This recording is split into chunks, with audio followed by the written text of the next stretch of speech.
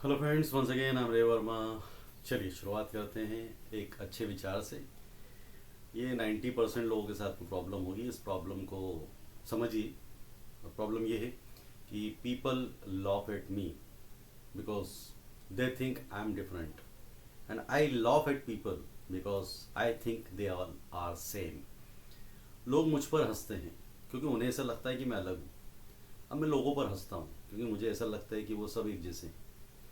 तो दोस्तों, लाइफ यही है। थोड़ा सा मुश्किल होता है जीवन काटना। तो मैं तो ये कहता हूँ कि एक प्याज काटने में आंसू आ जाते हैं, ये तो पूरा जीवन है। चलिए, जीवन जीना ही है तो अच्छे से जिए। जीवन जीने के लिए सबसे ज़्यादा ज़रूरी है कम्युनिकेशन स्किल्स। कम्युनिकेशन स्किल्स अगर आपकी अच्छी होगी तो आप जो चीज़ें सोचते हैं, आप जो चीज़ें आपके पास में एक्सपर्टीज़ हैं, उसको बोलने की आपके पास में ताकत होगी। और जब आप अच्छे से किसी से बात करोगे, इम्प्रेस करोगे, तो आपकी परेशानियाँ बड़ी आसानी से दूर हो जाएंगी। चलिए ठीक है, तो आगे कंटिन्यू करते हैं अगले शानदार सेशन को। दोस्तों, मैं आपको फिर बता रहा हूँ कि जो चीज़ें मैं आपको पढ़ा रहा हूँ, पॉसिबिलिटीज़ 90% ये है कि वो किताबों में नहीं मिलेगी जिस तरह से मैं समझा रहा हूँ। मुझे ऐसा लगता है कि I am giving you the best method. मैं आप लोगों को सबसे बेस्ट मेथड दे रहा हूँ। क्या होता है ना दोस्तों, अभी मैं एक स्कूल संचालक हूँ, और जब मैं बच्चों को पढ़ाता हूँ तो मैं उन्हें कोशिश ये करता हूँ कि उनका कॉन्फिडेंस लेवल काफ़ी हाई हो। कभी कभी हम लोग जब स्टेज पर जाते हैं तब बड़ी मुश्किल होती है कि शुरुआत कैसे करें। तो मैंने मेरे बच्चों को कुछ सिखाया हुआ है, उसका मैं एक छोटा सा एग्जांपल दे रहा हूँ।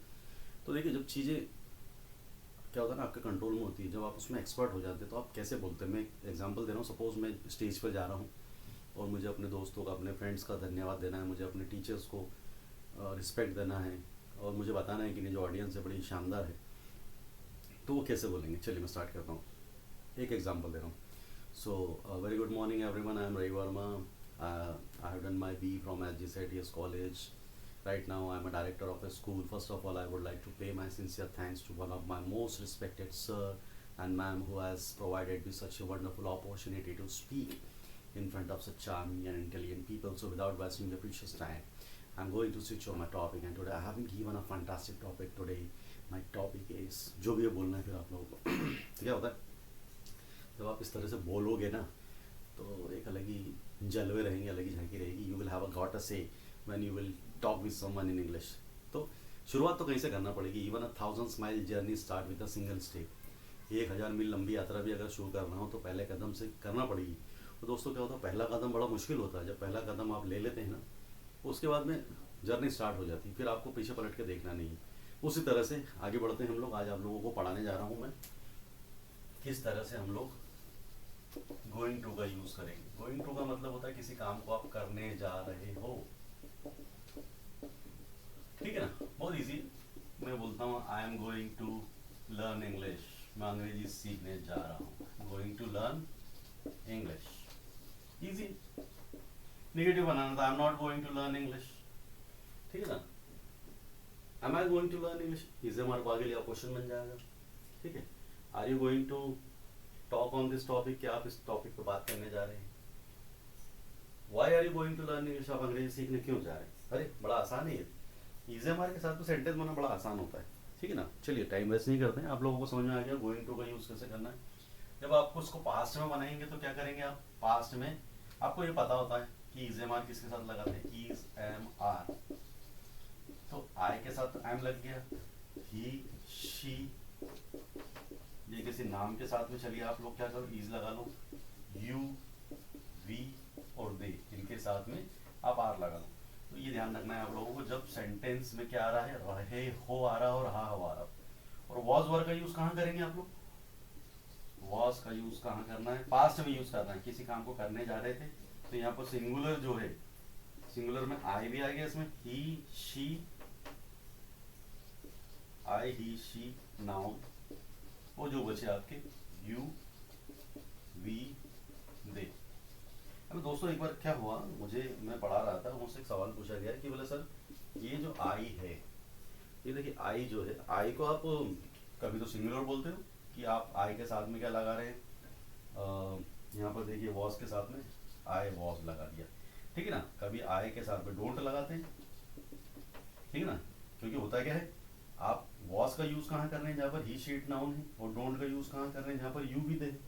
तो आई को आप सिंगुलर मान रहे हैं कि प्लूरल मान रहे हैं, क्योंकि ये बड़ा कंफ्यूजन होता है कहाँ पर चीज़ें क्यों चेंज हो जाती है, ऐसा क्या नियम है। तो एग्जैक्टली रीज़न क्या है ये तो बड़ा मुश्किल है बताना, लेकिन मैंने उन्हें बताया कि हमारे यहाँ अंग्रेजी जो है वो कहाँ से आई। तो वो समझाना होता है, जब चीज़ों को आप समझा दे, किसी को कन्विंस कर दे, वो ज़्यादा ज़रूरी होता है। तो मैंने एक स्टोरी बनाई कि जब हमारे यहाँ अंग्रेज आए थे, तो वो जब बोलते थे कि चलो आक्रमण करते हैं, तो वो मैं आक्रमण करने जा रहा हूँ। तो दैट टाइम वो जो राजा है, या जो भी कह सकते हैं अंग्रेज़ों के क्या बोलते हैं उसको, जो भी ठीक है मैन जो होता था, वो बोलता था कि मैं चलो मैं आक्रमण कर रहा हूँ, तो वो अकेला नहीं होता था, वो उस टाइम पे प्लूरल हो जाता था। लेकिन जब वो स्टोरी सुनाता था, तो वो स्टोरी मैं कहते हैं ना कि वो अपनी बड़ाई सुनना चाहता, तो क्या बोलता, नहीं मैंने लड़ाई लड़ी तो मैं अकेला था, मैं लड़ रहा था तो मैं अकेला ही लड़ रहा था। मतलब ये है कि जब वो प्रेजेंट में जब बोल रहा है कि मैं जाता हूँ तो मेरे साथ में पूरी लश्कर जा रहा है, और जब वो अपनी कहानी सुना रहा है तब वो बता रहा है कि नहीं मेरे साथ सेना नहीं थी, मैंने अकेले उस राजा से लड़ाई लड़ी। तो क्या होता है पास्ट में तो तुम क्या होते सिंगुलर हो जाते हो, और प्लूरल जब बात करते हैं यहाँ पर प्रेजेंट की, तो प्रेजेंट में तुम एकदम प्लूरल हो जाते हो। तो यहाँ प्लूरल वाली बात नहीं, आए क्या है एक्चुअल में, अगर उसमें किताबी ज्ञान पे जाएंगे तो बड़ी दिक्कत होगी समझने में। फिलहाल हम लोगों को ध्यान रखना वॉज वर्ड का यूज़ कहाँ करना है, ठीक है ना। तो ये हो गया गोइंग टू का यूज़ हो गया, ठीक है ना। मैं इसको मिटा रहा हूँ, I am going to plot it out.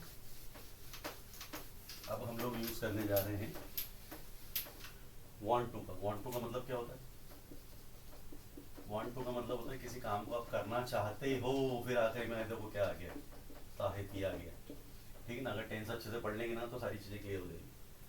फिर वही सब्जेक्ट प्लस वांट, एस लगा दो, किसके साथ लगाना आपको पता है, ऑब्जेक्ट प्लस वर्ड्स। अच्छा इसके पहले क्वेश्चन आप लोगों को आ रहा होगा कि सर हमने फील लाइक का यूज़ किया था तो यहाँ पर आईएनजी को लगा दिया, कीप ऑन का यूज़ किया तो हमने आईएनजी को लगा दिया, यहाँ भी तो ऐसे ही सारा है। लेकिन आपको हमेशा याद रखना है जिस भी चीज़ के साथ में टू आ जाता है, तो टू के बाद में वर्ब की साथ में आईएनजी कभी भी नहीं लगता है। अगर टू नहीं है तो आप आईएनजी लगा सकते हो, ठीक ना। तो यहाँ पर क्या हो गया वांट टू, तो यहाँ पर आईएनजी नहीं लगाना, सिर्फ वर्ब की फर्स्ट फॉर्म लगेगी। मैंने बोला I want to play cricket, I want to play cricket का मतलब क्या हुआ, मैं क्रिकेट खेलना चाहता हूँ। लेकिन अब मुझे इसको वांट टू को शॉर्ट में बोलना है, तो मैं बोलूँ आई वांना प्ले क्रिकेट, क्या हो जाएगा, आई वांना प्ले क्रिकेट।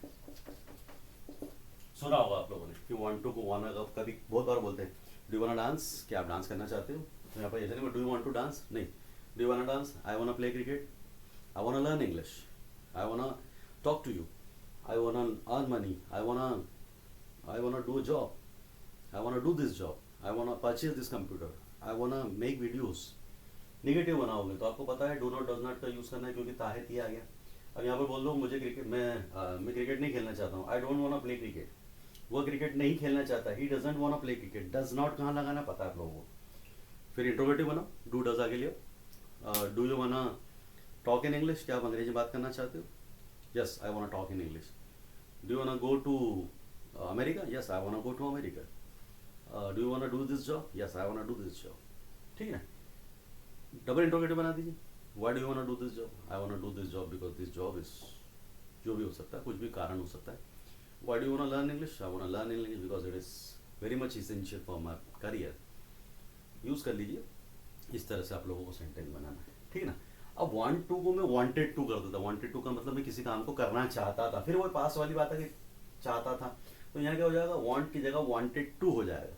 तो मैं क्रिकेट खेलना चाहता था, I wanted to play cricket, ठीक है ना।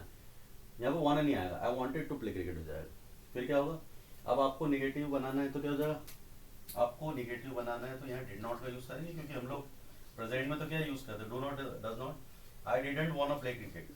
अब यहाँ वाना का यूज़ कर सकते हैं आपको, आई डिडंट वांना प्ले क्रिकेट, ठीक है ना। फिर क्वेश्चन बनाएंगे तो डिड आगे आ जाएगा, डिड यू वांना गो, क्या तुम जाना चाहते थे, yes I wanna go, yes I wanted to go, sorry. Did you wanna play cricket, yes I wanted to play cricket, ध्यान रखना। Why did you wanna go? आप क्यों जाना चाहते थे, I wanted to go because all my friends were going। कुछ भी example आप लोग दे सकते हैं। तो want to का पास्ट जो होगा wanted to होगा। फिर मैंने आप लोगों को नंबर दिया हुआ है, wanted to के सेंटेंस आप लोग मुझे बना के भेजेंगे। चलिए तो अच्छी चीज़ें हम लोगों को आज पढ़ने को मिली हैं, इजीली हम लोग पढ़ सकते हैं। अभी कुछ चीज़ें मैं आप लोगों को और बताने जा रहा हूँ, ध्यान से पढ़िएगा, कोई नहीं बताएगा आप लोगों को, nobody is going to tell you. ये होने के बाद मैं आप लोगों को टेंस पढ़ाऊँगा, और सबसे ज़्यादा ज़रूरी चीज़ टेंस पढ़ने के बाद मैं आप लोगों को एक्टिव वॉइस पैसिव वॉइस पढ़ाऊँगा। अगर आप गवर्नमेंट जॉब्स की तैयारी कर रहे हैं या कोई भी आर्टिकल्स वगैरह पढ़ते हैं, टाइम्स ऑफ इंडिया पढ़ते हैं, कोई सा भी न्यूज़ पेपर पढ़ते हैं, तो 75 to 80% इंग्लिश आप लोगों को इसलिए समझ में नहीं आती क्योंकि आप लोगों को पैसिव वॉइस नहीं आती। और पैसिव वॉइस अच्छे से सीखिएगा दोस्तों। मैं बोल रहा हूँ कि जो कोर्स मैं आप लोगों को देने जा रहा हूँ, no one is going to give you, कोई नहीं देने जा रहा है। तो मेरी मेहनत है, देखो दोस्तों, बहुत मुश्किल समय निकाल के मैं आप लोगों के लिए वीडियो बना रहा हूँ, लगे रहिए। आगे पढ़ते हैं, चलिए ठीक है, पढ़ते हैं हम लोग। अभी जो मैं यूज़ करने जा रहा हूँ वो यूज़ होगा अपार्ट फ्रॉम। अपार्ट फ्रॉम का देखिए, मैं वही चीज़ें पढ़ाऊँगा जो बोलने में काम आती है, के अलावा। अपार्ट फ्रॉम मतलब के अलावा, ठीक है ना। अब एक सेंटेंस बना है, आप यूज़ करना। अपार्ट फ्रॉम हिंदी, इसका मतलब क्या हुआ, हिंदी के अलावा आई टीच इंग्लिश ऑल्सो। इसका मतलब क्या हुआ, हिंदी के अलावा मैं अंग्रेजी भी पढ़ाता हूँ। Apart from football I play cricket also. Apart from here I go there also, है ना। ये अपार्ट फ्रॉम का यूज करना। अपार्ट फ्रॉम के कम से कम आप 20 से 25 सेंटेंस बनाइए, कुछ भी नहीं करना है। अपार्ट फ्रॉम लगा दीजिए, किसी भी चीज़ के साथ में बता दीजिए कि हाँ मैं ये भी करता हूँ, ठीक है ना। समझ आ रहा है। कुछ चीज़ें ऐसी जो जल्दी फटाफट बताना है मुझे। अगला यूज करना है अपने को इंस्पाइट ऑफ। इंस्पाइट ऑफ का मतलब होता है के बावजूद, ठीक है। एक सेंटेंस बनाया मैंने, in spite of learning English he doesn't speak. इसका मतलब क्या है, अंग्रेजी सीखने के बावजूद वह अंग्रेजी सीखने के बावजूद वो नहीं बोलता है। In spite of having money he doesn't spend. In spite of asking question he doesn't answer. कुछ भी आप लोग यूज कर सकते हैं। In spite of having a bike he goes by cycle. मतलब ये चीज़ आपको कब समझ में आएगी, जब आपको टेंसेस पढ़ा जाएंगे, ठीक है ना। तो अभी इसको फिलहाल मैं यही रोकता हूँ, अभी अगले वीडियो में आते हैं टेंसेस के ऊपर, क्योंकि टेंस पढ़ना अब आप लोगों के लिए बहुत ज़रूरी हो गया। चलिए, so I am going to finish this chapter. और दोस्तों अगला वीडियो बहुत बड़ा होने वाला है, क्योंकि टेंस मैं आप लोगों को एक ही फ्रेम में एक ही वीडियो में बताने जा रहा हूँ। तो थोड़ा सा ध्यान रखिएगा, टेंस बड़ा बोरिंग सब्जेक्ट होता है, या बोलते हैं कि बोरिंग पार्ट होता है, लेकिन मैं इसको थोड़ा सा जल्दी में और अच्छे से आप लोगों को सिखा के मैं ख़त्म करना चाहता हूँ। मैं चाहता हूँ कि इस चीज़ को आप जल्दी से सीख जाओ, और एक दिन आएगा जब हम लोग आपसे मिलेंगे और इंग्लिश में बात करेंगे। चलिए फ्रेंड्स, मैंने जैसे बताया था, it is a time to say call it a day. See you in the next video. Thank you very much. मिलते हैं फिर आप लोगों से।